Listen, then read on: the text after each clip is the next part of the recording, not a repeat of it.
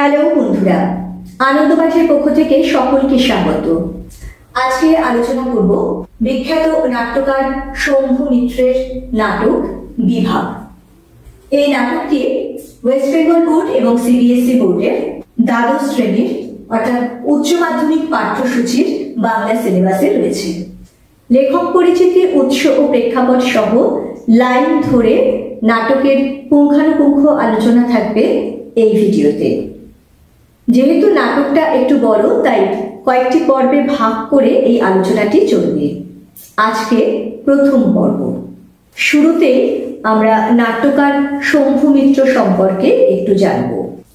বাংলা তথা ভারতের প্রবাদ প্রতিম নাট্য ব্যক্তিত্ব শম্ভু মিত্রের জন্ম হয় 1915 খ্রিস্টাব্দে। তিনি ছিলেন বিখ্যাত বহুরূপী নাট্যগোষ্ঠীর প্রতিষ্ঠাতা এবং প্রাণপুরুষ। শম্ভু মিত্র একাধারে অভিনেতা, নাট্যকার এবং নাট্য পরিচালক। 1939 সালে আর এক বিখ্যাত নাট্য ব্যক্তিত্ব বিধায়ক ভট্টাচার্যের মাটির ঘর নাটকে অভিনয়ের মধ্যে দিয়ে তার অভিনয় জীবনের সূত্রপাত। শম্ভু মিত্র রচিত সর্বাধিক উল্লেখযোগ্য নাটক হল চাঁদ বণিকের পালা। এছাড়া উলুখাগড়া, বিভাব, ঘূর্ণি, কাঞ্চনরঙ্গ প্রভৃতি উল্লেখযোগ্য। তার স্ত্রী তৃপ্তি মিত্র ছিলেন একজন স্বনামধন্য অভিনেত্রী। 1976 সালে শম্ভু মিত্রকে তার নাটক ও সাহিত্যে বিশেষ অবদানের জন্য ম্যাগসাইসাই পুরস্কার প্রদান করা হয়। এছাড়াও পদ্মভূষণ ও দেশিকোত্তম সম্মানেও তাকে ভূষিত করা হয়েছিল। 1997 সালে এই মহান নাট্য ব্যক্তিত্বের জীবনাবসান ঘটে। এবারে আসবো নাটকটির উৎস সন্ধানে। 1956 সালে বহুরূপী নাট্য পত্রিকায় প্রথম প্রকাশিত হয় এই বিভাগ নাটকটি। যে কোনো সাহিত্য সৃষ্টির ক্ষেত্রে, বিশেষত নাটকের ক্ষেত্রে তার প্রেক্ষাপট জানাটা খুব জরুরি। এই নাটকটির প্রেক্ষাপট সম্পর্কে যদি আলোচনা করতে হয় তাহলে বলতে হয় মঞ্চ, আলো, সজ্জা ও নাটকের অন্যান্য যে উপাদান তার একান্ত অভাব এবং সেই সঙ্গে সমকালীন রাজনৈতিক সামাজিক পরিস্থিতি এই নাটকের প্রেক্ষাপট নির্মাণ করতে সাহায্য করেছে। বাংলায় তখন চরম বিপর্যয় চলছে। 1943-এর মন্বন্তর, 1946-এর দাঙ্গা এবং 1947-এর মর্মান্তিক দেশভাগের পরিণতিতে সমগ্র বাংলার অবস্থা তখন টালমাটাল। ছিন্নমূল, উদ্বাস্তু ও ক্ষুধার্ত মানুষের হাহাকারে ছেয়ে গেছিল বাংলার আকাশ বাতাস। এইরকম একটি সাংঘাতিক পরিস্থিতির মধ্যে সর্বভারতীয় নেতা সর্দার বল্লভভাই প্যাটেল একটি আলগা মন্তব্য করেন। তিনি বলেছিলেন, বাঙালিরা হাসতে পারে না, শুধু কাঁদে। বলা বাহুল্য, তৎকালীন পরিস্থিতিতে এই মন্তব্য আপামর বাঙালির জীবনে এক সাংঘাতিক অভিঘাতের সৃষ্টি করেছিল। স্পর্শকাতর এই প্রসঙ্গের সূত্র ধরে রচিত হয়েছিল এই বিভাগ নাটক, যেখানে প্রধান চরিত্র শম্ভু বঙ্গজীবনে হাসির খোরাক সংগ্রহ করতে চেয়েছিলেন। এবারে আমরা নাটকটির পাঠ ও আলোচনায় যাওয়ার আগে আরো কিছু বিষয় সম্পর্কে একটু আলোচনা করে নেব, নাটকটি ভালো করে বোঝার সুবিধার্থে। এই নাটকটি একটি একাঙ্কিকা অর্থাৎ একাঙ্ক নাটক। সেজন্য প্রথমে জেনে নেব একাঙ্কিকা বা একাঙ্ক নাটক বলতে কি বোঝায়। ছোট গল্পের মতো একাঙ্ক নাটকও 20 শতকের বিশেষভাবে চর্চিত ও সমাদৃত একটি শিল্পরূপ। নাটকের ক্ষেত্রেও নানান পর্ব দেখা যায়। যেমন তোমাদের মনে থাকবে একাদশ শ্রেণীর গুরু নাটকে তোমরা এরকম অনেকগুলি অঙ্ক বা পর্ব দেখেছো, কিন্তু একাঙ্ক নাটকে একটি মাত্র পর্ব থাকবে। দৃশ্যান্তর থাকতে পারে, অর্থাৎ বিভিন্ন দৃশ্য রচিত হতে পারে, কিন্তু একটি মাত্র অঙ্কে সেটি সম্পূর্ণ হবে। তাই মনে রাখতে হবে একাঙ্ক নাটক সংক্ষিপ্ত হলেও সেটি কিন্তু স্বয়ং সম্পূর্ণ নাটক, কোনো একাধিক অঙ্কের নাটকের সংক্ষিপ্ত রূপ নয়। এক কথায় বলতে গেলে কোনো একটি বিশেষ ঘটনা, বিষয় বা বক্তব্যকে সামনে রেখে স্বল্প পরিসরে একাঙ্ক নাটক তার ক্লাইম্যাক্সে পৌঁছয়। এবারে চলে আসবো নাটকের পাঠ ও আলোচনায়। তার আগে প্রতিদিনের মতো যারা এই চ্যানেলটি এখনো সাবস্ক্রাইব করনি তাদের জন্য বলে নিই, যদি এরকম আলোচনা আরো বেশি করে পেতে চাও তাহলে আশা করব লাইক, শেয়ার ও সাবস্ক্রাইব করে পাশে থাকবে।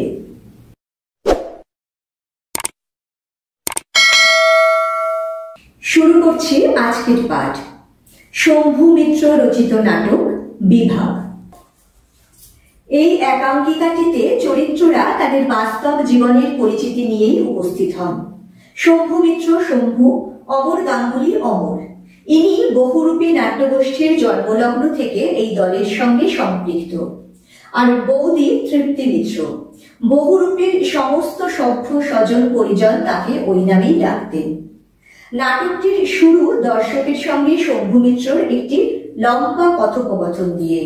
পর্দা খুললে দেখা যায় মঞ্চ সম্পূর্ণ ফাঁকা। সাদা সিধে সাদা আলোয় মঞ্চের মাঝখানে দাঁড়িয়ে শম্ভু মিত্র। তিনি সরাসরি দর্শককে বলতে শুরু করেন। নাটকের সূচনাতেই বলা হয়েছে যে এই একাঙ্কিকা নাটকটিতে যে চরিত্ররা রয়েছে তারা তাদের বাস্তব পরিচিতি নিয়েই নাটকে উপস্থিত হয়েছে। অর্থাৎ আমরা জানি যে নাটকে আমরা নানান চরিত্রে অভিনয় করে তাদের নামও আলাদা হয়, বাস্তবে যা নাম সেই নাম সাধারণত নাটকে দেওয়া হয় না। কিন্তু এখানে নাটকে তিনটি চরিত্র রয়েছে মূলত।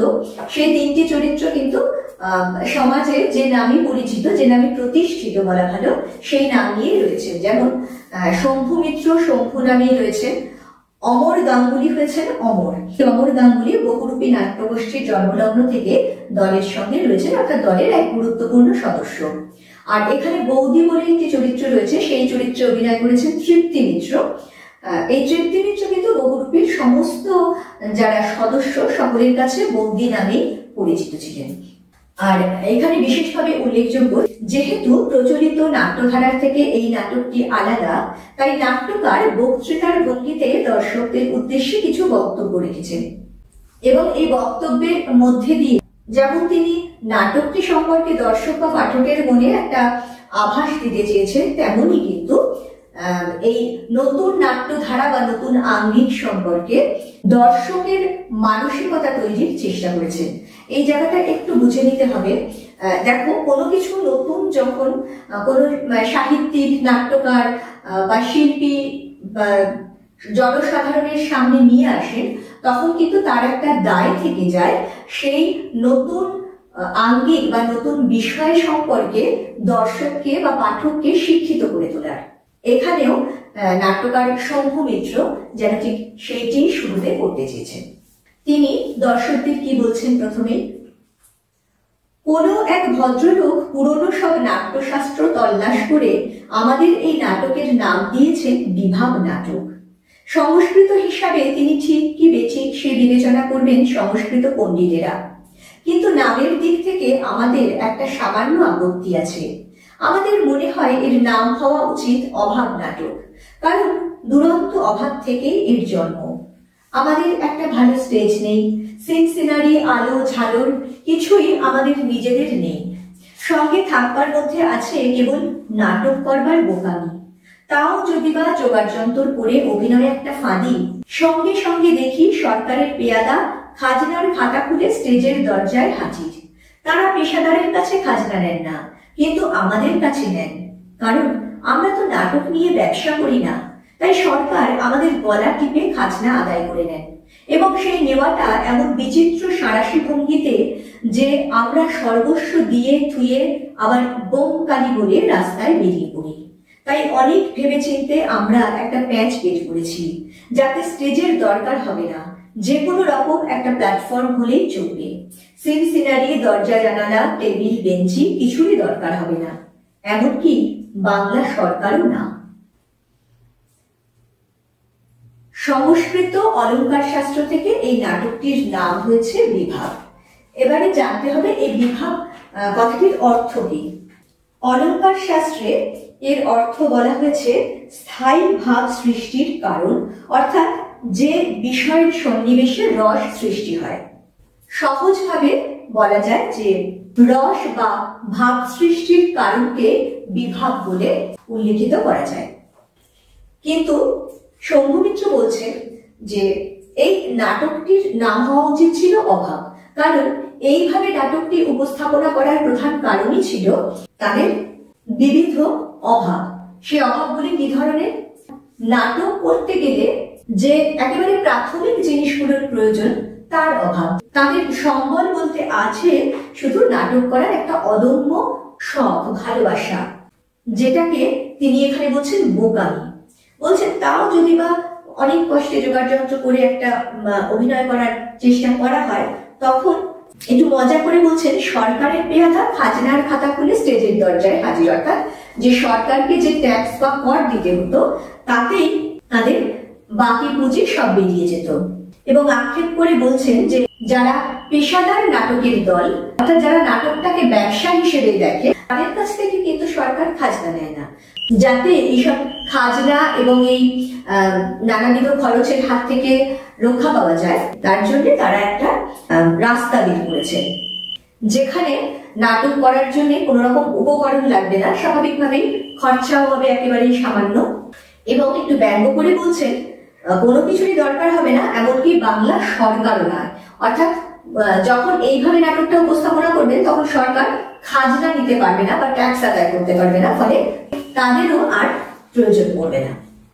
এরপর বলছেন বুদ্ধিটা কি করে এলো তা বলি। এক পুরনো বাংলা নাটকে দেখি লেখা আছে রাজা রথারোহণম নাটয়তি, অর্থাৎ রাজা রথে আরোহণ করার ভঙ্গি করলেন।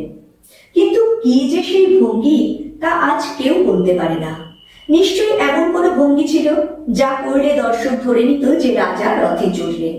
রথেরও দরকার হতো না, ঘোড়ারও দরকার হতো না। কিন্তু কি সেই ভঙ্গি যা আজকের দর্শক মেনে নেবে?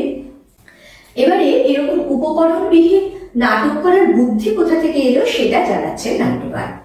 তিনি বলছেন যে একটা পুরনো বাংলা নাটকে একটা লেখা দেখেছেন, সংস্কৃতে লেখা রাজা রথারোহণম নাটয়তি, অর্থাৎ রাজার রথে চড়ার নাটক করলেন, চড়ার ভঙ্গি করলেন। সেটা কি ভঙ্গি আজকে আর সেটা কেউ বলতে পারবে না, কিন্তু নিশ্চয়ই এমন কোনো ভঙ্গি ছিল যা দেখে দর্শক বুঝতে পারবেন যে রাজা রথে চড়ছে। কিন্তু এটা তো পুরনো বাংলা নাটক। আজকের দিনের দর্শক কিভাবে এই ধরনের নাটক বা এই ধরনের আঙ্গিককে মেনে নেবে সেটা একটা চিন্তার বিষয়। পুরে দেশের যাত্রায় দেখেছি রাজা বললেন দুধকে, তবে ঘোড়া নেই করি চঞ্চল খবর নেই আসিবি।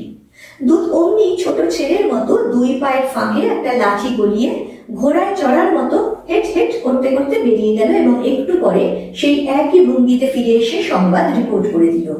দর্শক কিন্তু কেউ হাসলো না, সবাই অত্যন্ত গাম্ভীর্যের সঙ্গে মেনে নিল যে দুধ ঘোড়ায় চড়েই গেল এবং এলো। আর একবার এক মারাঠি তামাশায় দেখেছিলাম মঞ্চের একপাশে দাঁড়িয়ে চাষি তার জমিদারের কাছে অনেক কাকুতি মিনতি করলো, শেষে ব্যর্থ মনোরথ হয়ে চলল মন্দিরে ভগবানের কাছে নালিশ জানাতে।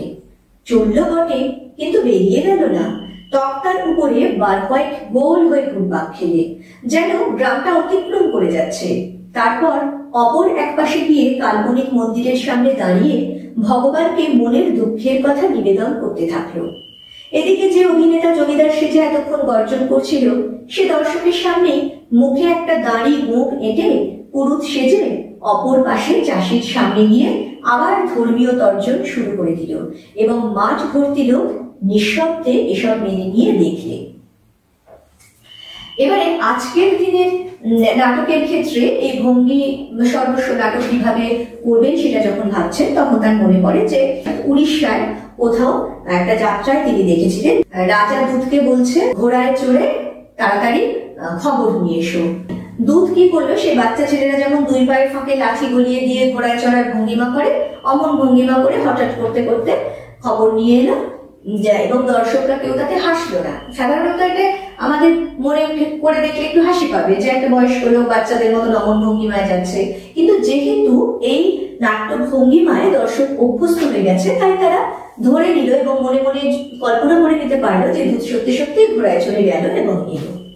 আবার একটা মারাঠি তামাশা মানে একেবারে গ্রামের জনসাধারণের সামনে রাস্তায় ঘাটে যে ধরনের নাট্যাভিনয় হয় তাকে বলা হয় তামাশা। সেখানেও দেখেছিলেন যে মঞ্চের একই জায়গায় দাঁড়িয়ে কিন্তু নানান রকম অভিনয় হচ্ছে। যে চাষি জমিদারের কাছে কাকুতি মিনতি করে ব্যর্থ হয়ে মন্দিরে গেল, সে ওইটুকু জায়গার মধ্যেই কয়েক পা ঘুরে নিয়ে কাল্পনিক ভাবে একটা মন্দিরের সামনে দাঁড়ালো। বলে কোনো মন্দির নির্মাণ করার, মানে নাটকে যেগুলো করা হয় যেটাকে মঞ্চসজ্জা বলে, তার কিন্তু কোনো প্রয়োজন হলো না।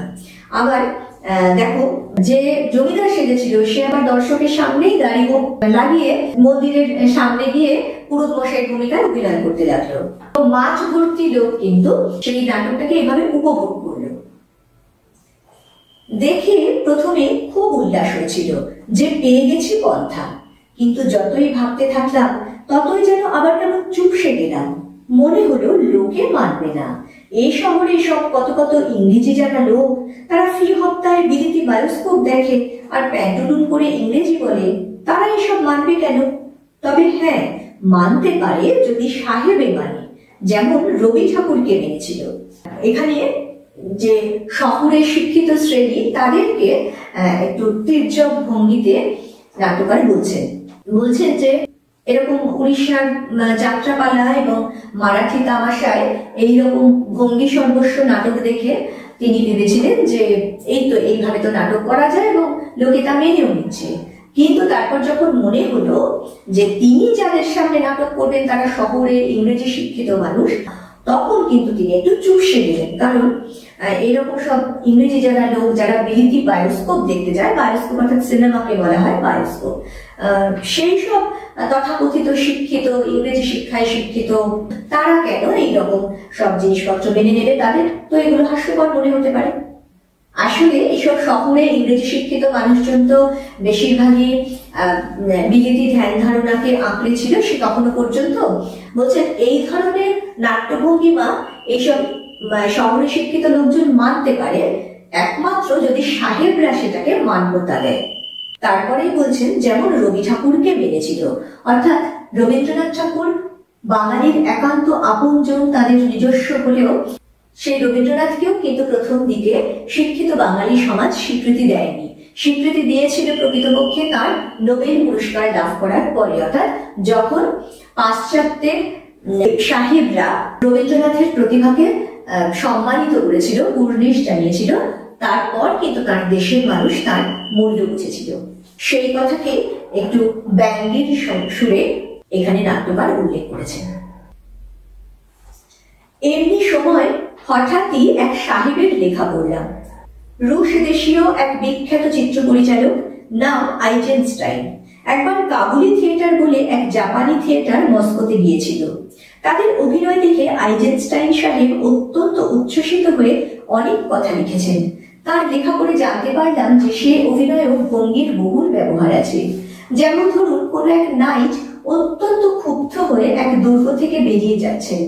মনে করুন তিনি এই স্টেজের পিছন দিক থেকে গম্ভীর ভাবে এগোতে থাকলেন এবং তার ঠিক পিছনেই দুজন লোক একটা মস্ত দুর্গ দ্বার হাতে করে দাঁড়িয়ে রইল। তারা শিফটার। স্টেজের উপর তাদের উপস্থিতিতে কেউ কিছু মনে করে না। নাইট 2-3 পা এগোলো আর সেই শিফটাররা বড় দরজা রেখে দিয়ে একটা অপেক্ষাকৃত ছোট দরজা ধরে দাঁড়ালো।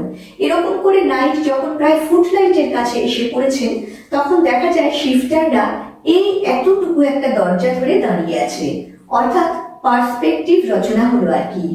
নাইট কত দূর এসে পড়েছেন তাই বোঝানো হলো। তারপর ধরুন দুজন লোকের লড়াইয়ের একটা দৃশ্য আছে। সে লড়াই সত্যিকার তলোয়ার দিয়ে ঝনঝন করে বাস্তব লড়াই নয়। কাল্পনিক খাপ থেকে কাল্পনিক তলোয়ার বের করে ভীষণ ভাবে কাল্পনিক যুদ্ধ করতে করতে একজন পেটে কাল্পনিক কোঁচা খেয়ে কাল্পনিক ভাবে মরে গেল। সে মরারও বাহার কত! অর্থাৎ আলতো চিপে অঙ্গ প্রত্যঙ্গের বিভৎস খিচুড়ি দেখিয়ে বাস্তব মরা নয়, সে খুব আর্টিস্টিক মরা, একেবারে ইস্থেটিক মরা। ধরুন একবার হয়তো হাতটা নড়ে উঠলো, তারপর একটা ঠ্যাং তিরতির করে কাঁপলো, তারপর মুন্ডুটা দুবার নড়লো, চোখটা দুবার খুললো, ব্যাস তারপর জিভ বের করে ইন্তেকাল ফরমালো। এবং সেই সময় যখন তার সদ্য বিধবা স্ত্রী ছুটে এসে রইরাই করে কাঁদছে, তখন যদি সেই মৃতলোকটা উঠে পুটপুট করে চলেই যায়, তো দর্শকেরা কিছু মনে করে না, কারণ স্ত্রীর দুঃখটাই প্রধান সেখানে, স্বামীটা তো অবান্তর। এইবারে বলছেন যে তিনি এক রুশ দেশীয় বিখ্যাত চিত্র পরিচালক, যার নাম আইজেনস্টাইন। একটা জাপানি থিয়েটারের উল্লেখ করেছে। কাবুকি নামে এক জাপানি থিয়েটার মস্কোতে গিয়েছিল। তাদের অভিনয় দেখে তিনি খুব উচ্ছ্বসিত হয়ে উঠেছিলেন। তারা কিন্তু বিদেশে গিয়েও ওই রকম ভঙ্গিমা সর্বস্ব অভিনয় করেছে এবং পার্সপেক্টিভ রচনার একটা অসাধারণ উদাহরণ দিয়েছেন সেখানে। যেমন কোনো মানুষ যখন অনেকটা দূরে চলে যায় তখন তো তাকে অনেক ছোট দেখায়। নাইট কোনো দুর্গ থেকে বেরিয়ে যাচ্ছে, এবারে বেরিয়ে যখন যাচ্ছে তখন সে দুর্গের একদম সামনে, কাজে দুর্গটা তখন খুব বড় করে দেখা যাবে এবং তিনি যত এগিয়ে যাবেন দুর্গটা তো তত পিছিয়ে যাবে, তারপরে দুর্গটা ছোট হয়ে যাবে। এই যে দূরত্বের যে সীমানাটা সেটাকে বোঝাতে কি করা হচ্ছে, এক একটা করে ছোট ছোট দরজা ধীরে ধীরে সামনে আনা হচ্ছে এবং যারা আছে তাদের বলা হয় শিফটার। এই যত দরজাটা ছোট হতে থাকলো তত বোঝানো গেল যে নাইট অনেকটা দূরে চলে গেছেন দুর্গ থেকে। আবার আরেকটা লড়াইয়ের দৃশ্য বোঝানো হয়েছে। সম্পূর্ণ ব্যাপারটাই কাল্পনিক, তলোয়ারও কাল্পনিক, লড়াইটাও কাল্পনিক, কিন্তু ভীষণভাবে যুদ্ধ করতে করতে একজনের পেটে তলোয়ার দিয়ে খোঁচা দিল, সবটাই কিন্তু কাল্পনিক, হাতে কিন্তু তলোয়ার নেই এবং খোঁচাকে কাল্পনিক ভাবে সে মরেও গেল এবং সে বলছে একেবারে ইস্থেটিক মরা, অর্থাৎ অ্যাস্থেটিক মরা, মানে শিল্পসম্মত মৃত্যুকে একটুখানি ব্যঙ্গ করে বলছেন যে এই একবারে একটু হাতটা নড়বে, পাটা টিট করে কাঁপবে ইত্যাদি। মানে লেখকের যে রসবোধ অসাধারণ এই লাইনগুলিতে সেটা কিন্তু ভীষণ পরিষ্কার ভাবে আমাদের সামনে ফুটে ওঠে। আবার দেখো সবচেয়ে মজার এই জায়গাটা যেখানে বলছেন যে তার সদ্য বিধবা স্ত্রী ছুটে এসে যখন হাওয়া করে কাঁদছে তখন মৃত লোকটা উঠে যদি পুটপুট করে চলেই যায় তাতে কিন্তু দর্শকরা কিছু মনে করে না, কারণ তার মরা দৃশ্য তো হয়ে গেছে। তার স্ত্রীর যে দুঃখটা হয়েছে সেটা বোঝানোটাই জরুরি। এই পরে বুকে ভরসা এলো, কারণ সাহেবে একে সার্টিফিকেট দিয়েছে, এবারে নিশ্চয়ই আমাদের দেশের ইংরেজি শিক্ষিত লোকেরা এর কদর বুঝবেন। আর তো কিছুই না, খালি মেনে নেওয়া। ধরে নিন আপনারা যদি মনে করতেন যে এটা একটা গভীর বন এবং আমি একটা হনুমান, তাহলে আমি হাজার আপত্তি করলেও কি চলতো? সকলে মিলে আমার মুখ পুড়িয়ে প্রমাণ করে ছাড়তেন যে আমি তাই। তাহলে সেই মনে করাটাই আর একটু বেশি করে করুন না, সব ঝঞ্ঝাট মিটে যায়।